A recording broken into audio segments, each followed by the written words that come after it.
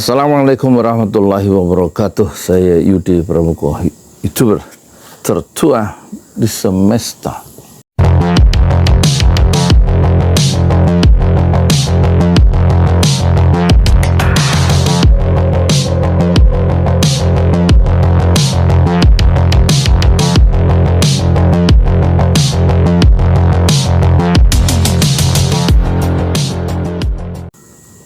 Alhamdulillah, wassalatu wassalamu ala rasulillah.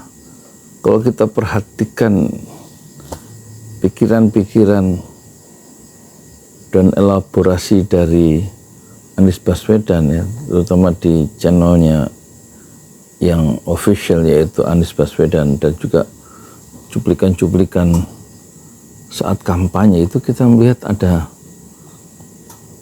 serpihan-serpihan atau bangunan pikiran yang baru ya, ada paradigma pembangunan baru yang coba diusung oleh Anies Baswedan ya, yang berbasiskan nilai-nilai, dan itu betul-betul kelihatannya antitesa daripada paradigma pembangunan Jokowi yang betul-betul tanpa nilai, kecuali hanya mengandalkan fisik dan tanpa mempertimbangkan unsur keadilan dan lain-lain. Dan ini berarti bangunan pikiran Anies Baswedan itu tampaknya perlu semacam dilembagakan atau diberikan kaki ya, untuk memberikan alternatif bagi membangun Indonesia ke depan. Tetapi karena dalam proses pemilihan umum Pilpres kemarin dia kalah suara, dan sementara Anies Baswedan sendiri tidak punya kaki, dalam pengertian dia didukung oleh 3 partai Nasdem, PKB dan kemudian PKS, yang mereka ya semua partai itu tidak bisa dikendalikan oleh Anies Baswedan ya. Sehingga agak sukar kemungkinannya Anies Baswedan bisa melaksanakan ide-ide yang berbasis keadilan itu kalau dia sendiri tidak punya kaki untuk menerjemahkan ide-ide itu di dalam kenyataan.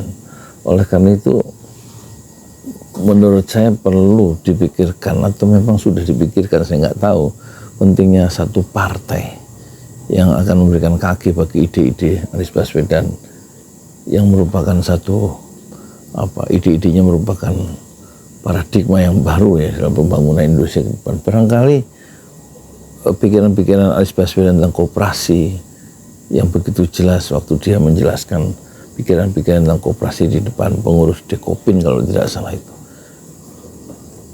dengan mengutip kesuksesan koperasi-koperasi di Skandinavia dan juga di Selandia Baru, tampaknya akan ada harapan ya, ekonomi kerakyatan itu betul-betul timbul ya di atas ya panggung politik nasional, dan tidak sekedar menjadi wacana, tapi betul-betul itu akan menjadi alat sebagaimana yang dicita-citakan Hatta dahulu, menjadi soko guru ekonomi kita, yaitu koperasi. Nah, yang sekarang koperasi itu hanya menjadi lip service saja.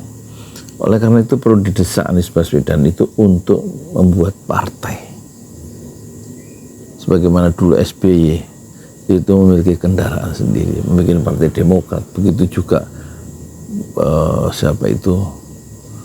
Nasdem, Surya Paloh membuat partai Nasdem, begitu juga Prabowo membangun partainya sendiri, yaitu Partai Gerindra.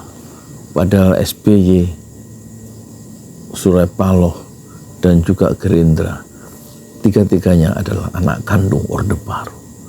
Tetapi mereka ingin tampil dalam panggung sejarah dengan caranya sendiri dan keluar dari bayang-bayang Orde Baru dengan membangun Partai Nasdem, Partai Demokrat, dan Partai Gerindra Prabowo.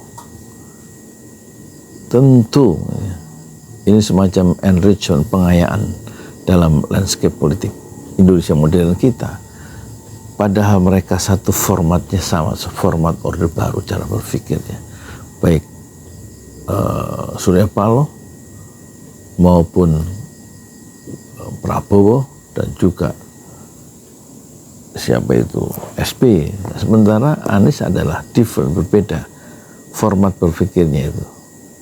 Karena betul-betul dia antitesa dari Orde Baru. Karena dia adalah anak kandung reformasi Anies Baswedan, tapi sayang dia tidak mengukuhkan ya, ide-idenya, tidak melembagakan ide-idenya dalam sebuah partai.